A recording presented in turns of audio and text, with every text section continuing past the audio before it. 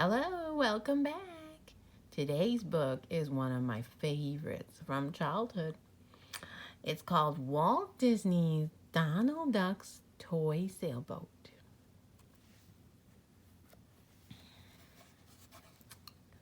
Told by Annie North Bedford, pictures by the Walt Disney Studio.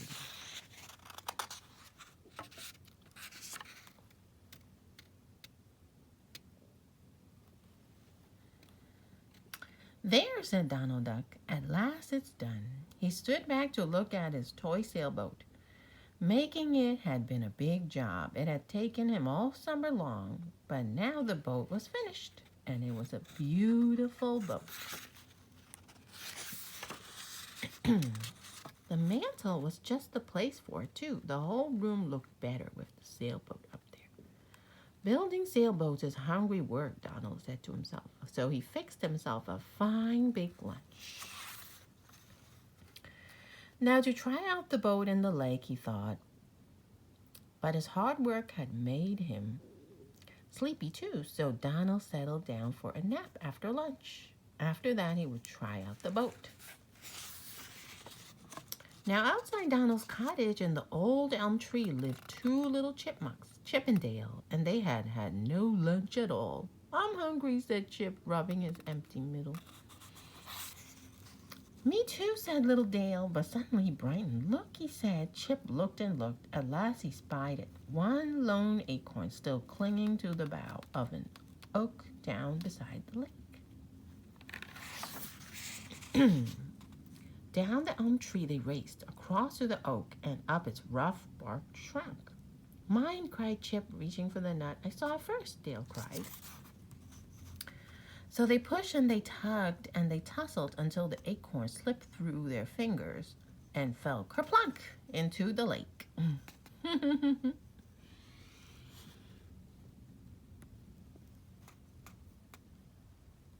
That's my favorite part of the story.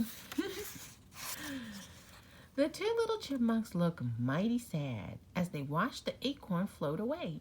But Dale soon brightened. Look, he cried. Chip looked.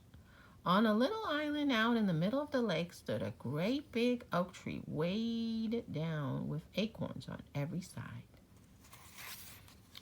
Down to the shore the chipmunks ran, but brr, it was too cold to swim. How can we get to them? Wondered Chip. I don't know, said Dale. But he soon had an idea. Look in there, he said.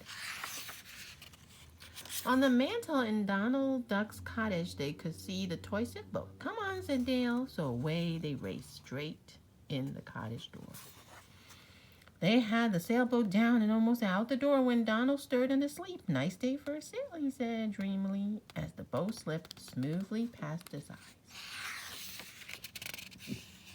Soon after, Donald woke up completely. Now to try out my boat, he cried. Suddenly, something outside the window caught his eye. It was a sailboat. Out on the lake? I'll fix those chipmunks, Donald said. He pulled out his fishing rod and reel and chose a painted fly. It looked just like a nut. This will do, Donald grinned. From the pier he cast as far as he could, fling that little fishing fly. With a plop, it landed beside the toy boat. Look at this, cried Dale. He leaned way over the edge of the boat to pull in the floating fly. Good, a nut, said Chip. We'll toss it in the hold and have it for supper tonight. As soon as it was fast in the hold, Donald pulled in the line. He pulled that little boat right inshore. The chipmunks never suspected a thing. They did not even notice Donald pouring water into the cabin of the boat. Chip discovered that when he went into the cabin, man the pumps, he cried. Those two chipmunks worked with might and main while Donald watched and laughed. Ha ha! At Donald's chuckle, the chips looked up. So that's the trouble, Dale cried. He pulled out the fishing fly from the hold and flung it at Donald so that he was soon tangled up in the fishing line. While Donald tried to tug himself free, the chips set sail once more. Before Donald could launch a swift canoe, they had touched at the island shore. As Donald was paddling briskly along, he heard a brisk rat-a-tat-tat. The oak tree on the island seemed to shiver and shake as its store of acorns rained down. The busy little chipmunks finished dancing on the branches. Then they hauled their harvest on board. "Oh, well," said Donald, watching from his canoe. "At least I know the sailboat really will sail. Now let's just see what those little fellows do." And can you guess what the chipmunks did? They stored their nuts in a hollow tree, and they took Donald's toy sailboat right back and put it where it belonged.